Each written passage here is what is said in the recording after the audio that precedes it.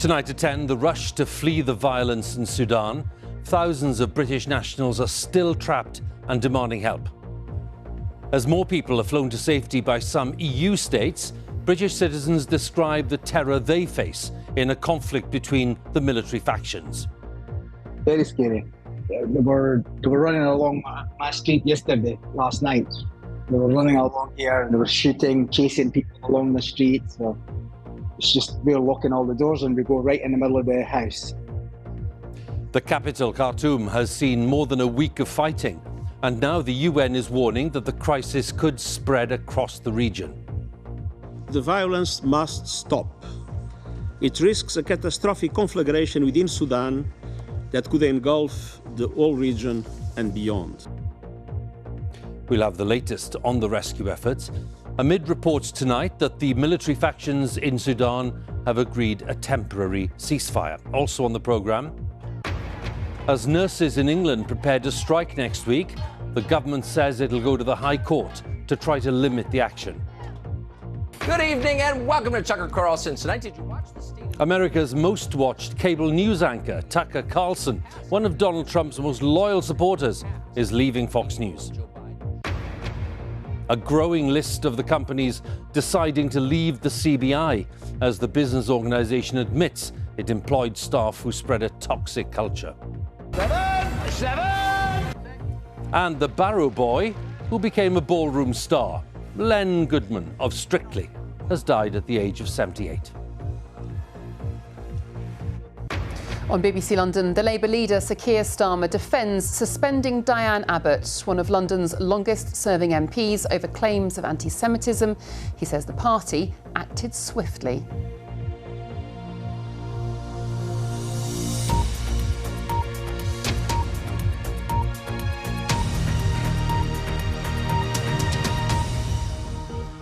Good evening. We start with the latest on the deepening crisis in Sudan. A crisis that now threatens to engulf the entire region, according to the head of the United Nations.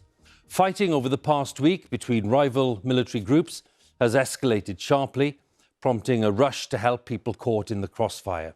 Tonight, there are reports of another ceasefire, but it's far from clear whether that'll be observed. The UK government is being accused, again, of being slow to help more than 2,000 British citizens trapped in Sudan, with supplies of food and water running low. And it's being reported tonight that a small British military team is in the country looking at various options to try to bring people out. Now, some of those who are able to flee, well, some are fleeing by air from an airstrip near the capital, Khartoum, and others have been leaving by road, heading north to Egypt or east to the Red Sea coast. As well as citizens of foreign states, there are thousands of Sudanese also trying to flee by crossing into neighbouring Ethiopia and Chad and down to South Sudan.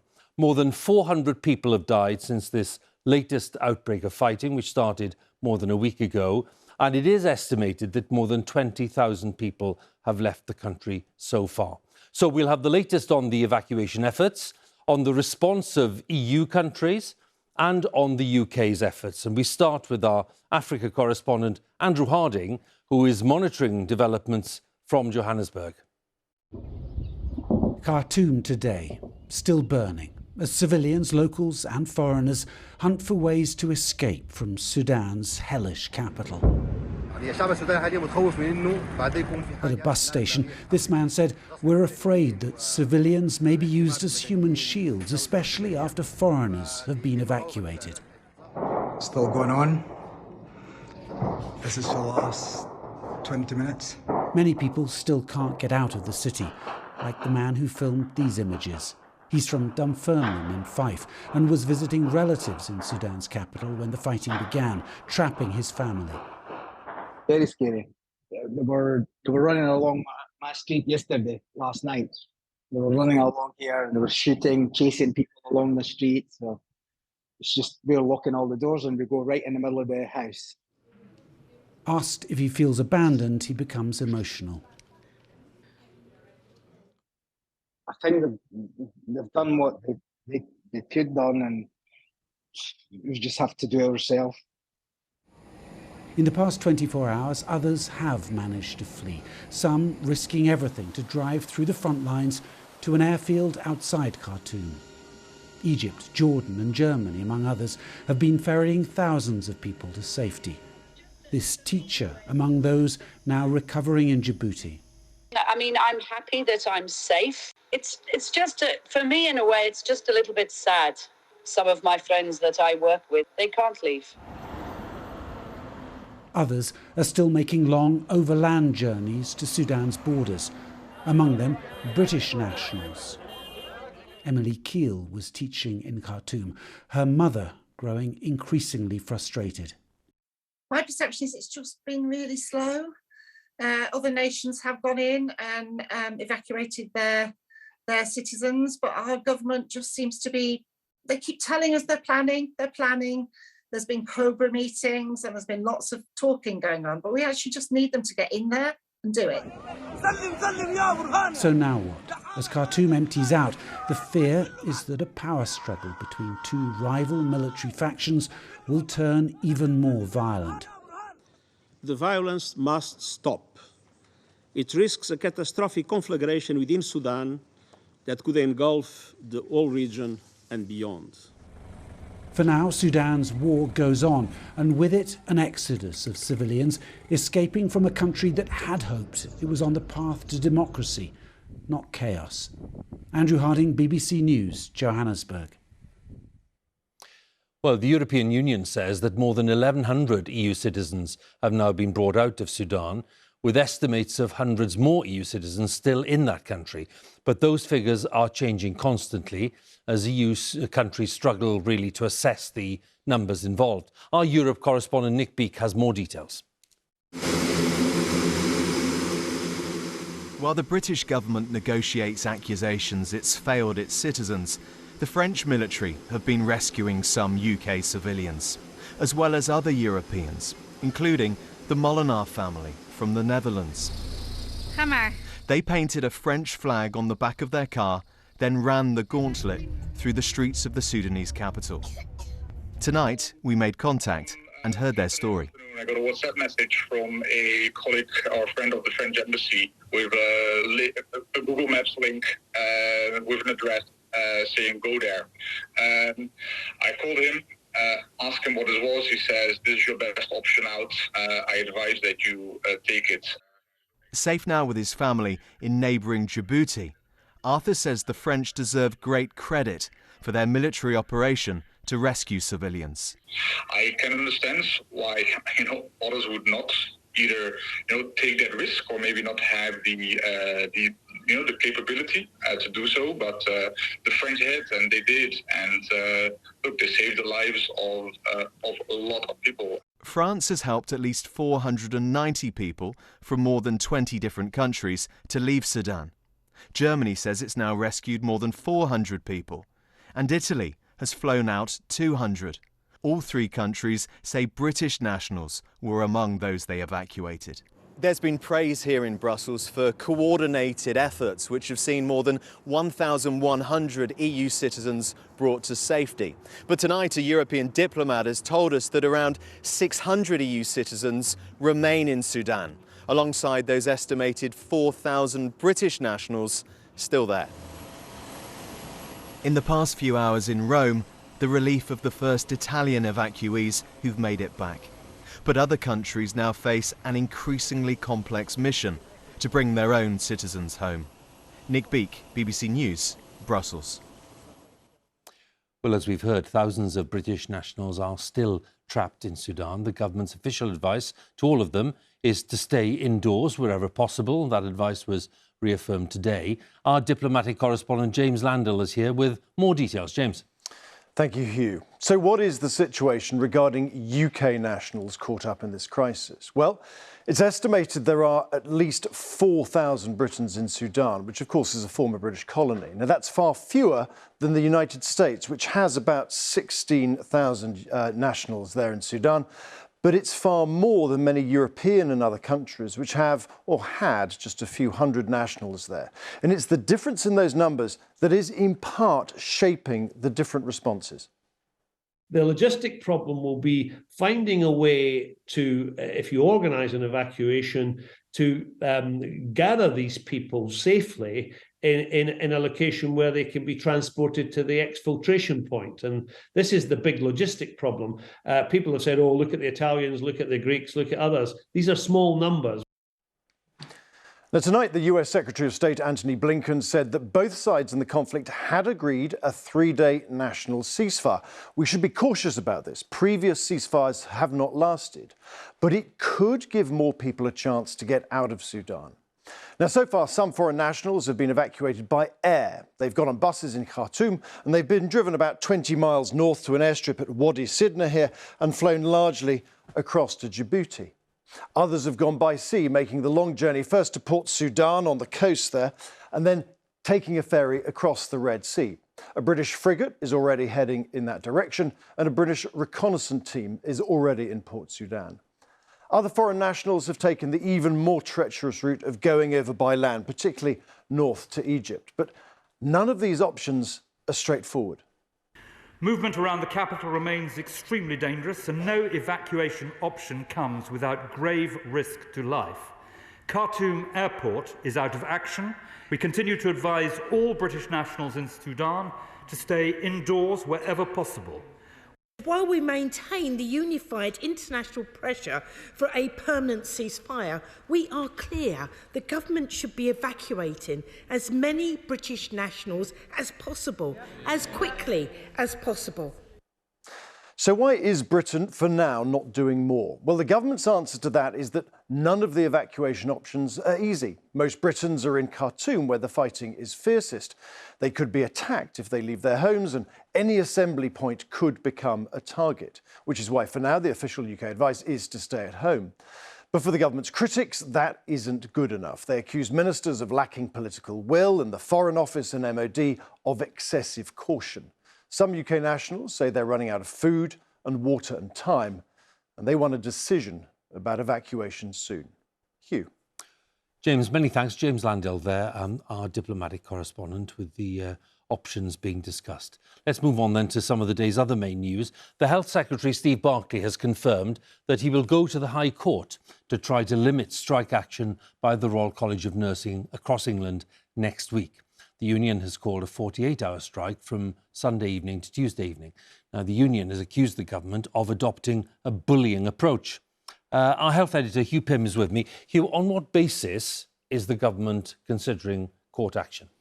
Well, Hugh, the Royal College of Nursing turned down the government's pay offer in England and then called this escalated 48-hour action beginning this Sunday, April the 30th, going through till May the 2nd. But NHS employers, looking at the fine print of the announcement, came to its conclusion that actually the mandate, 6 months after a ballot, would run out on the evening of May the 1st, meaning that on May the 2nd any action would be unlawful.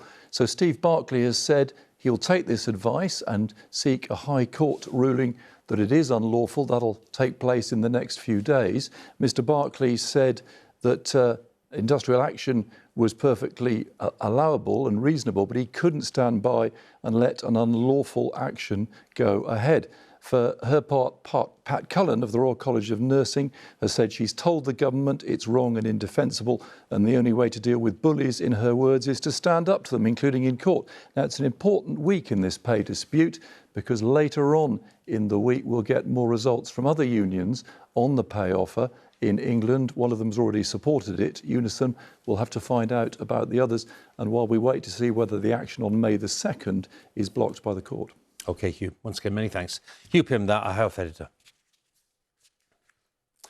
Now, the most watched presenter on cable news in the US, Tucker Carlson of Fox News, is leaving the network, which is owned by Rupert Murdoch.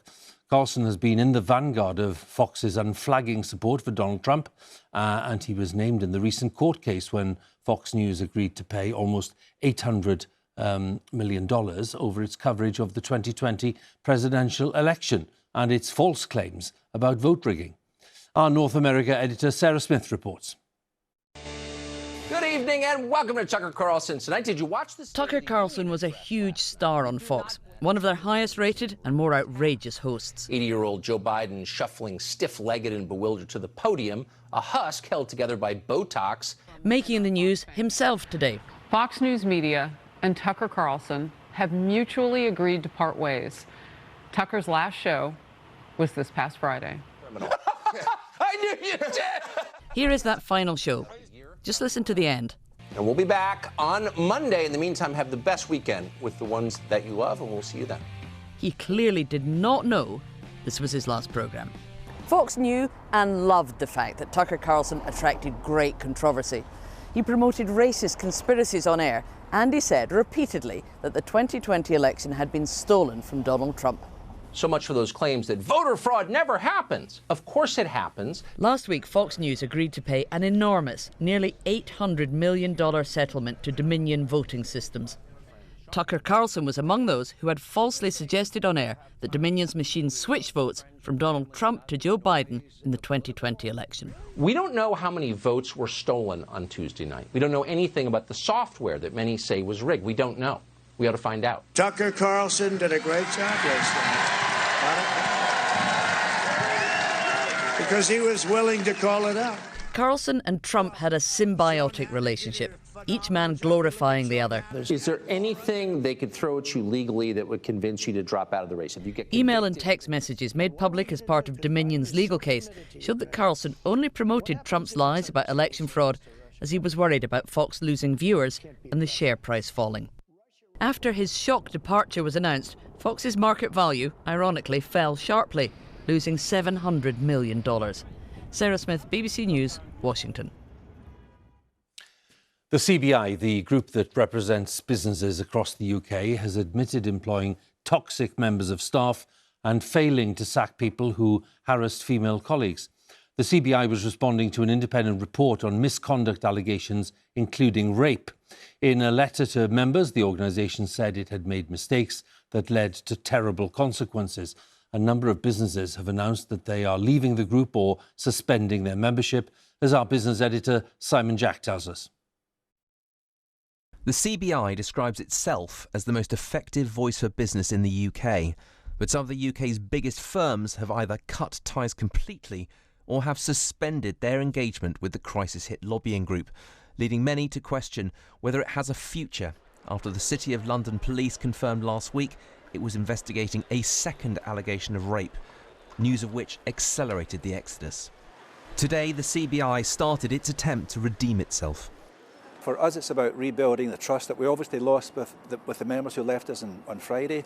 It's rebuilding trust with the political stakeholders, because what I do know is that in every major economy in Europe, they've got a CBI equivalent. Business needs one voice to be able to talk to the government.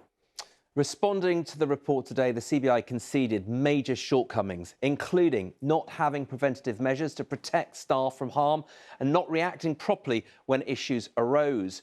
A failure to filter out culturally toxic people during the hiring process, and also said some managers were promoted too quickly without the right training.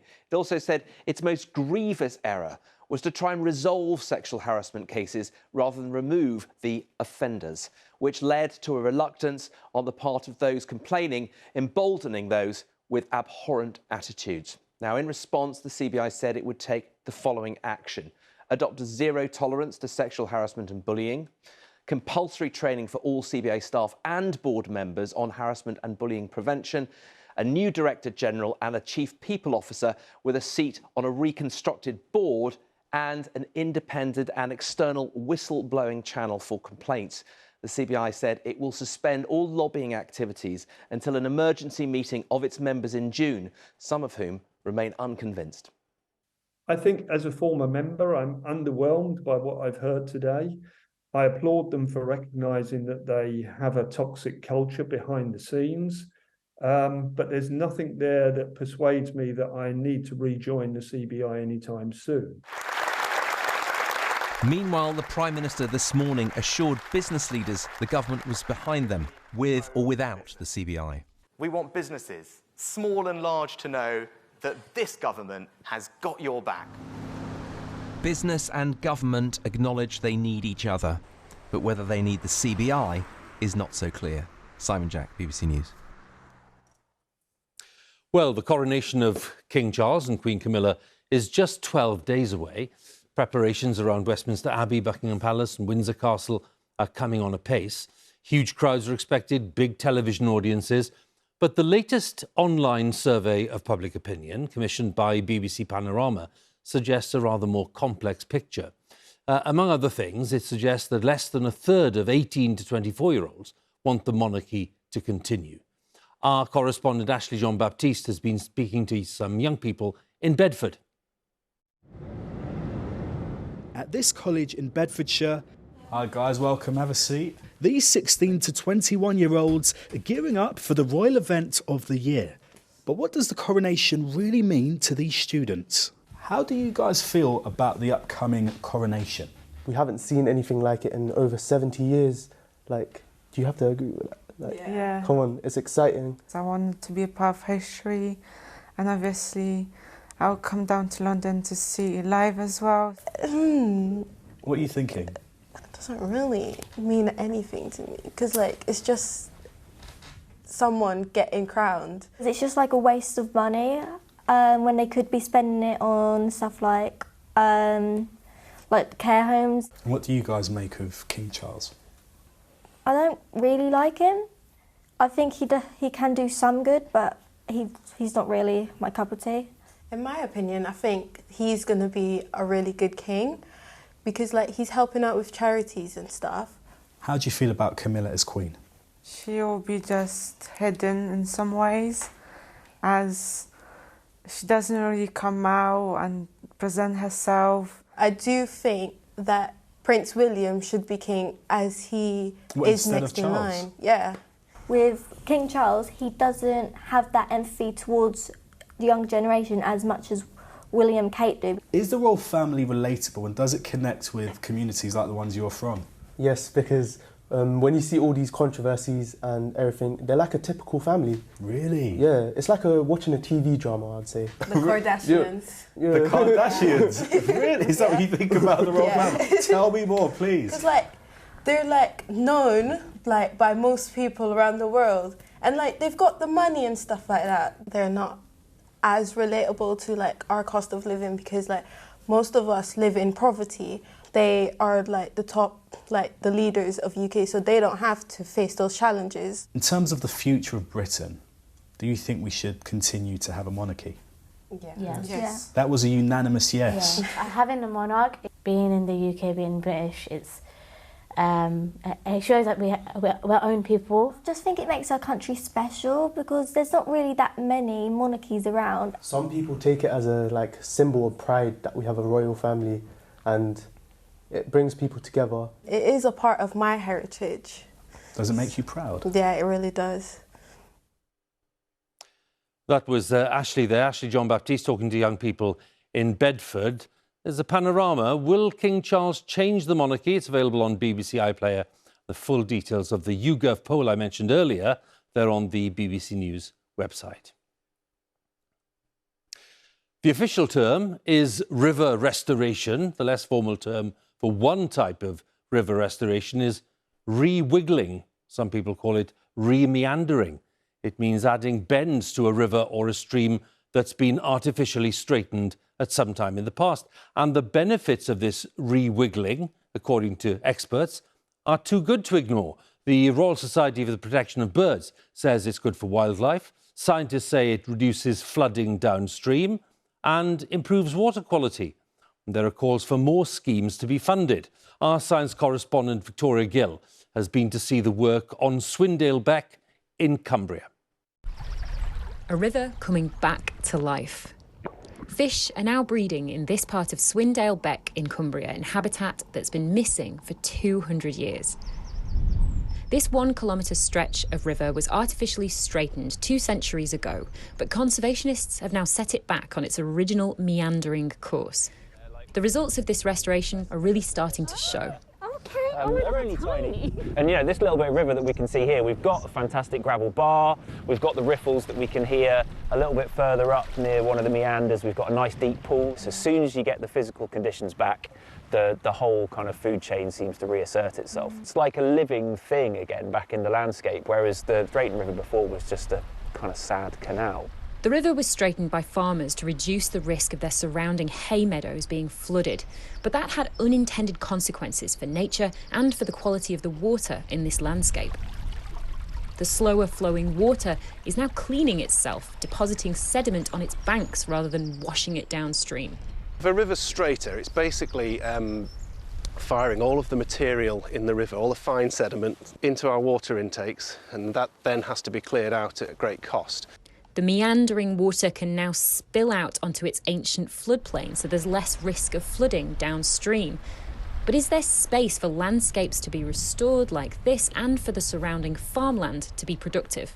Our whole approach here at Haweswater is about showing that conservation and farming can work closely together and mutually benefit each other. Certainly here in Cumbria, there's a lot of farmers that we know that are going to this kind of more nature-friendly, sustainable, regenerative models of farming. Do we need more wiggling rivers then across the landscape? Yeah, nature really does need chaos, it needs randomness, it needs the freedom to be dynamic, it needs the potential to be able to kind of change over time, knowing that we can, as a species, kind of put back, you know, we can restore this stuff. It's hugely inspiring. Victoria Gill, BBC News, Swindale Beck. He was, in his own words, the Barrow Boy who became the ballroom star and found fame in his 60s as head judge on the BBC's Strictly Come Dancing. Len Goodman, who's died at the age of 78, was a champion dancer whose expertise and authority as a judge was valued by an audience of millions. Tributes have been paid by people in the world of ballroom dancing and entertainment, including his former colleague Claudia Winkleman, who remembered a brilliant and very kind man. Our entertainment correspondent Lizo Mazimba looks back at his remarkable life. Let's hear from our head judge, Len Goodman. If you don't get 4 tens for that, I'm going to go home and pickle my walnuts. He was Strictly's twinkly fountain of wit and wisdom. Yum, yum, pig's bum. That was fun. You dance like I cook. Just chuck it all in and hope for the best. Honest if he didn't like it. Your bum, it was like you were chewing a toffee. 7. Full of praise if he did. It was knockout. Well done. From Len. In his youth, Len Goodman was a champion dancer himself, quitting his job as a welder to turn professional. He quietly ran a dance school in Kent until he was 60. Then, to his surprise, the BBC called. In the cha-cha-cha, I look for 3 things. Oh. Rhythm, rhythm, rhythm. Why? He did 14 series of Strictly. It was a hodgepodge of moves just out there to titillate the taste buds. I'm telling you, where's the chassis capes? Where's the twist turns? Where's the recognisable passadown? And crossed the Atlantic as head judge of America's Dancing with the Stars. I want to see flashing lights, crashing music. Former colleagues have been paying emotional tributes. When I got the job, he said, say what you see and be yourself. And that was exactly as Len was. He was himself. And I was lucky enough to know him for a long time and lucky enough to call him a friend. So I miss him. He had no understanding of just how big he was, how much people loved him. In my own house, we still never use the word 7. We say 7 differently. He changed a whole number for so many of us. He left Strictly in 2016, bathed in respect and affection.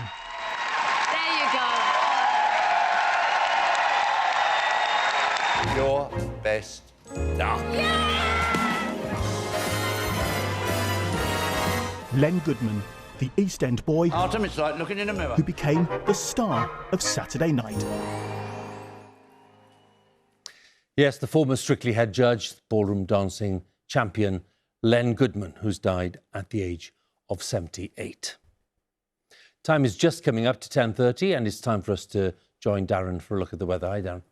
Hello there, Hugh. Good evening. We've seen cold air being drawn down from the Arctic now, and temperatures today struggle to get into double figures for large parts of the country, and very few places had a completely dry day. We've seen this rain over the past few hours heading to the southeast, a few storms actually in the Channel. Showers are streaming down on that northerly breeze, but they are becoming fewer. The rain soon clears away from the southeast. The showers continue to die out from many areas. Skies clear with light winds. Temperatures are going to drop quite sharply, and there will be a frost around. Temperatures lowest in Scotland and Northern Ireland, down to -4 or -5 Celsius. So for many of us tomorrow, we start frosty, but it should be a bright and sunny start as well. There may be 1 or 2 showers coming in off the Irish Sea, flirting with those North Sea coasts. Most of the showers will be across northern Scotland. But as is fairly typical for this time of the year, as temperatures rise, it gets warmer over the land, the cloud bubbles up, spreads out, it does become more cloudy through the day. The winds will be light tomorrow, and temperatures will range from 7